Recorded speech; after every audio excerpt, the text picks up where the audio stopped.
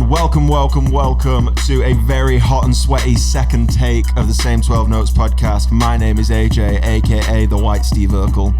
DJ Slowbo back in the building. Pigtail King, Brown Bear. Back. Fuck yeah. I've done it once already. Yo, it's Sign here, aka Slick Vic the Ruler. So that's a really good one. Coming to it, that came to me right now. You should stick Not it. right now. The previous right now. Yeah, this idiot over here behind the deck didn't hit record, so we're doing like the first 20 minutes of this thing again. Working on it. So, as we were saying, there has been a lot of music that we've had to listen to. I'm gonna run through the list real quick, and then I'll do a one take Drake review from everyone. So, Ace. Nas, Maxo Kream, Willow Smith, Big Crit, Beyonce. We are flashing back to Ed Sheeran because we didn't talk about it. We waited. Iggy Azalea, for I'm going to man. have to say that name. I'm going to say it once more for the one take review. I feel like there was a time in an early episode, did I try and defend Iggy Azalea? Yeah, you did. I'm going to pull that. I feel like I did that. I'm going to remind you in front of legal representatives whenever I need it. Yeah, we need a flashback to that. If I'm ever arrested and I need someone to pay bail, you better know you're paying. Yeah, that did happen. Nas's album, what did we think? Just do it again. Just pretend it's... So for me, like, it took me 2 times to listen to it. The first time, I only got two tracks in. The second time was this morning, and I ended up really liking it. Well, I say really liking it after, I don't know, like after kind of listening to it, and you have to accept the fact that it's very dated. Like the lyrical content and everything else was there. Yeah, literally like we were saying the last time, I hopped in my DeLorean and went all the way back to the early 2000s for that album. And yeah, you're right. The content was there. The lyrics were good. The beats were good. Poor selection, like you said, but they were good. It was just not great. It just didn't feel exciting. Nothing about it got me excited. Yeah, so like it wasn't an exciting album. Like, yeah, there's nothing about it that was exciting. Am I gonna listen to it again? Maybe if I'm stuck for something to listen to. But like, I think this is gonna be like my whole running theme for today's albums, and I think it's where you digest the album. So like the first time I tried to listen to it, it's that first impression kind of thing. Yeah, where I got like 2 songs in and I just wasn't in the right mood. I wasn't in the right environment to be able to listen to it. Whereas this morning, I woke up, I was like, had my coffee, had my eggs, put the Nas album on, was setting up for the podcast. And like, I don't know, like you guys had said that you felt the album was very long. But for me, listening to it this morning, it flew by just because of like what I was doing. And I think that this is the kind of album that I would put on when I'm very busy and I just want something there. Yeah. I guess to be fair, it didn't help that when I was listening to it, I was at work, literally shifting boxes. I was breaking down boxes and going back and forth to the bins, recycling. I wasn't doing anything exciting. I wasn't doing anything entertaining. And the album didn't help. No, but you're in a good mood. You're in a good mood. The sun's shining. You had eggs. Could really go for some eggs right now. Eat your breakfast, people. True say. Most important meal of the day. I'm still going through those white chocolate Cocoa Pops just because They're a struggle. I'm not about to throw them away. You're such a middle-aged man. I'm going to eat these even though I don't like them. They're not so bad that I'm going to throw them away, but I had to like go looking for those. You did. Like that was a wasted effort, and I hate wasting food. It makes me so sad. Next album, Maxo. Talk on it. Okay. I feel like I'm the resident Maxo fan. I am a fan.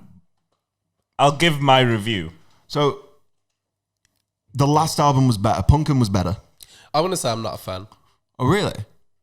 I mean, just from going off what I've heard from this album. So, have you listened to his last album? Again, I've heard bits of it. I've not give it a full Listen chance. to Roaches. Okay. I want to go back and find one song that I think I can throw someone a Maxo track and just be like, listen to this. This guy's insane. Right. Listen to Roaches. And also listen to Grannies off Punkin, his last album. Way better. Okay. This entire album felt It was like the Nas one. It felt dated. It didn't feel dated as much. It just felt the same. Like it felt like more of the same. Yeah. When the same was, I'd had enough of it. It felt. Every track felt the same too. There was no variation in any of it. Maxo raps a lot. Like, by a lot, I mean he fits a lot of words into his bars. His bars are long. His verses are long. But I just feel like he repeats the same content matter in different ways. It's like one topic, and he just raps around that one topic. Like when listening to this, I was just like, bearing in mind I didn't finish it.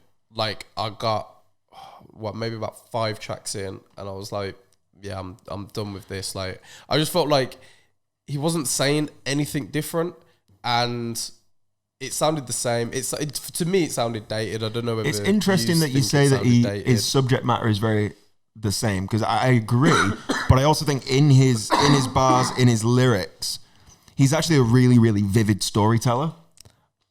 There's a lot of detail and a lot of like expositional stuff in the stories that he's telling, and I think that's one thing as well about Maxo is that there's no lightheartedness there. There's nothing that gets you sort of just like, oh, this is nice. There's no variation. It's all very serious. It was like Nas, though. It didn't get me excited. No, I was excited for it. I was like, yes, new Maxo album, amazing. That's I would say, though, as a Maxo fan, you're probably going to be more... But I wouldn't say I was disappointed, but... It's like Nas. I wasn't disappointed either, but I'm always really let down by a new album when I go, the last one was better.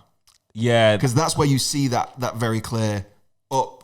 you took a dip. Bitcoin fell by $3,000. Like, I mean, we can't always expect an artist to always make better than their last project. No. Sometimes it's just not possible to do. No, but I would always rather that be something that I realize retrospectively. When I look back on a catalog, I want to go, oh yeah, that album was way better than that. In the moment, that album should be the greatest thing ever. I get where you're coming from, but I just don't like my first impression of an album shouldn't be the last one was better. It should be, oh my god, this is the best thing. Oh, this is amazing. I love it. It's so good. Best thing you've ever done. And then you realize, and then you listen to it a little bit more. You go back, you listen, you're like, oh yeah, it wasn't as good as previous stuff. But in that first, I've got numbers to add to this debate once you two are done. Using Joey Badass as an example, his 1999 album, his 1999 his mixtape. That was incredible. I would say it's probably one of my favorite rap albums ever. Yep. A lot of people will say that. Then his next one was it All American Badass. Yep. That is a great album as well. It's a very good album. But it's not as good as 1999. And I knew that listening to it, but I wasn't mad at it. I was like, this is still a great album. Okay, fair. Like you can't sometimes like you just have to accept that an artist has moved away from that period. What was the time frame between those two albums? For my own reference. I am not entirely sure. Between which two albums, sorry? 1999 and All American Badass. I will find out. While I do find out... Because I think that has something to do with it. When you've had a long time... If you've had a long time... I'm trying to remember the release dates and I just can't. If you have a long time to sit on an album, like 1999, it cements itself as a classic. Oh, yeah. So then when they bring something else out, you're comparing it against a classic. Whereas... Punkin and I don't even know what this new Maxo album was called. Brandon, yeah. Banks. Brandon Banks. So between Punkin and Brandon Banks, we have 12 months. Okay. Is Punkin that young? Yeah, Punkin was 2018. It might be more than 12 months, but it was 2018. So you have a year. So I hadn't had, and plus I didn't listen to Punkin when it came out. I only discovered it. Oh, so you had time on that? Yeah, I didn't have time on that. Like it was quick. So I listened to Punkin, and then not too long after I first heard Punkin, Brandon Banks comes out, and I'm like, oh, that was better. Whereas I should have been excited to hear new music from this artist that I've just discovered. Do you think, though, that's because you've not, like, as you said, like the time period between listening to the two wasn't that big? I think that takes it. Yeah, so in your head, you're still... In your favour, yeah. In your head, you're like, that's the other album is still quite fresh. Yeah, totally. So you can still remember all of the different bits. Absolutely. So, but if you've got something like 1999, which I can see came out in 2012, if you've got a number of years to sit on an album and re-listen to it and revisit it, it really sort of cements where it is for you. And then when you go back and you get some new music like All American Badass, All American Badass, by the way, was Joey's second studio album. He had Before the Dollars. Whatever people want to call that album, I don't know. I forgot about that. But that album was a great album. Exactly, as well. phenomenal album. That was 3 years after. Has Joey ever slipped? No, Joey does not slip. Joey doesn't slip. I think the weakest project Joey's ever put out is. Say All American Badass and I'll fight you. I wasn't about to. The heat's really getting to me today. It was Beast Coast. Well, yeah, but again, you can't shed bullets. Yeah, true. That's the that's the weakest thing he's ever been. One thing I wanted to add to the Maxo debate, which I said that it felt like Maxo was just wrapping around the same point. That was stupid of me because looking at someone else's analytics, Hip Hop by Numbers, big shout to them guys because I look at their stuff a lot. Word up. Maxo did a lot of storytelling. So I think what I didn't like looking at this is I just didn't like how he told a story. So he dropped 84 different names while he was storytelling, which is a lot. That's a lot. And it's the number of follow. He's coming out doing Stormzy. And like there's a comparison. The number of narrative-based bars that lead into telling a story or picturing or leading up to a point, are comparative to Illmatic and The Art of Storytelling by Slick Rick. Numbers. What I don't like is probably the quality because that is not an easy thing to do. Yeah. No. I do think he does tell the real Slick Rick. He does tell very vivid stories. I think I already said that. He tells very clear stories in very good bars. I just don't want that for a whole album. Do you know what? Like for me, there's only so many ways you can rob and shoot people. Yeah, there's. You can get creative with it. I just don't think he got creative. With I think it dilutes the impact. Agree. It dilutes the impact of a really vivid story track when every track is a vivid story track. If I'm listening to an album and there's a couple of tracks on there that are like, oh, this is like. Oh, you're talking about some shit that actually happened to you. Whoever the artist is, like someone's actually telling a real story rather than,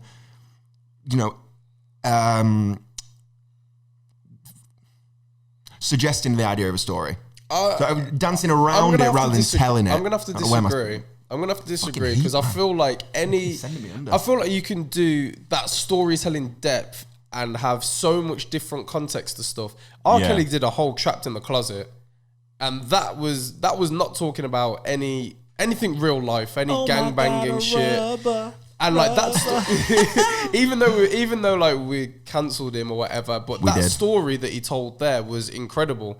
And like rappers could use the same kind of effect and talk about different things. Like it doesn't always have to be bang bang trap. Exactly. Yeah, I got monies. Like, and if it is, I feel like you're doing yourself a disservice. So it did feel like Maxo did himself a disservice. I just felt like, for me, it felt dated. It felt like I've heard this before. Yeah. And I just don't really see anything new being tried. And that's not always a bad thing. Like with the Nas album, I wasn't mad at it because... We saw something new and we got Nasir album. Yeah, and that's what I expect from Nas. Like... He's for the old hip hop heads. Yeah. The ones that turn their nose up at J. Cole and like, he's not real rap. Yeah. That's who Nas caters. I mean, fuck those guys, but okay. Yeah, but those guys. You're absolutely right. Those guys exist, and I feel like they're wearing hoodies right now. Nas is always going to be their hero, and he's not trying to stray away from that. Whereas Maxo, correct me if I'm wrong, he's still fairly new. Very new, yeah. So like, I think Punkin was his debut album, right? Yeah. So for he me, had a lot of mixtapes and projects before that, but his mainstream debut. For me, he should be trying to really solidify himself in this current era, rather than rapping sounding like he's 10 years older than what he is. Yeah, if that makes sense. I agree. Yeah, I don't disagree. I still enjoyed it. I still like Maxo as an artist. I still like his style. But yeah, I do agree. It wasn't the strongest project I've ever heard anyone put out. Complete flip album, Willow Smith. Go on. Well, that's my review. Yeah.